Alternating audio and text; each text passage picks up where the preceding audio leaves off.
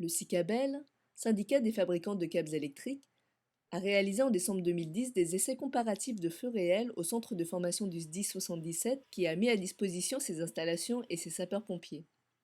Sur un site de 17 hectares, ce sont plus de 3000 stagiaires qui sont formés chaque année.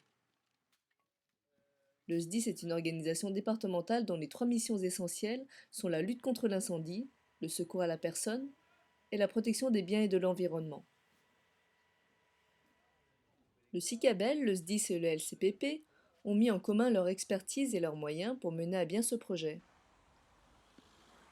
Le LCPP est un organisme scientifique pluridisciplinaire placé sous l'autorité du préfet de police. Il intervient à Paris et en Petite Couronne sur toutes les questions de sécurité des personnes et des biens, de salubrité et de pollution. L'objet de ces tests est de comparer la réaction au feu de deux types de câbles, les câbles standards et les câbles de protection au feu. Les câbles standards sont ici composés de 10 câbles d'énergie noire accompagnés de 4 câbles LAN gris. Les CPF sont en vert pour les câbles d'énergie et en gris pour les LAN. 6 essais seront réalisés au total. La mise en place des câbles ainsi que l'ensemble des instruments et capteurs qui permettent de suivre les différents paramètres des essais est fondamentale et doit être exécutée de façon particulièrement minutieuse. Elle aura duré seulement 3 heures grâce à l'intervention d'une dizaine d'experts du LCPP.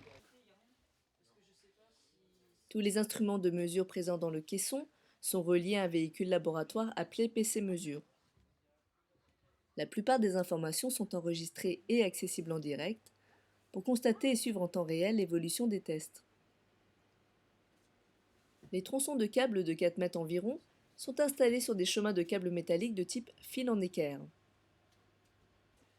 Cette disposition permet de simuler par exemple des câbles dans un couloir, la partie verticale correspondante au circuit situé en général au fond du couloir derrière le mur, et la partie horizontale à ceux qui se trouvent au-dessus du faux plafond. Une quantité d'éthanol prédéfinie est versée dans un brûleur juste avant la mise de feu.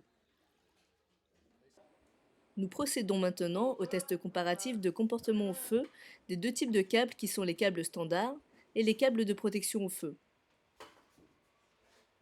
La réaction à l'allumage des deux montages de câbles est semblable, mais nous allons constater très rapidement un développement du feu très différent. En effet, après 3 minutes 30, on peut observer les flammes qui se propagent le long des câbles standards très rapidement jusqu'à une hauteur de 2 mètres.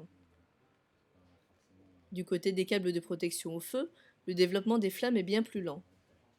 La flamme se stabilise pendant 8 minutes 30 à 1,20 m de hauteur. Pour les câbles standards, le feu atteignant la partie horizontale continue toujours de se propager rapidement. Des gouttelettes de matière enflammée tombent.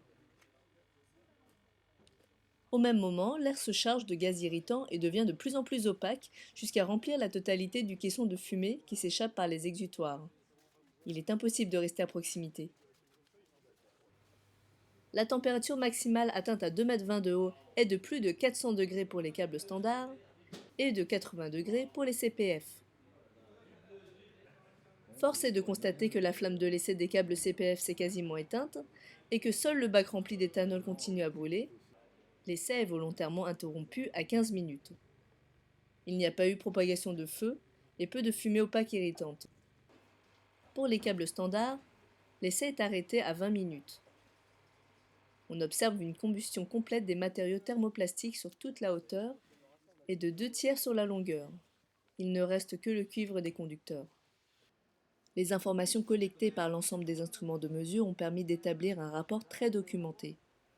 Le résultat de ces tests comparatifs démontre que les câbles de protection au feu, en émettant peu de fumée et en ne propageant pas l'incendie, apportent une amélioration indéniable pour la sécurité des personnes.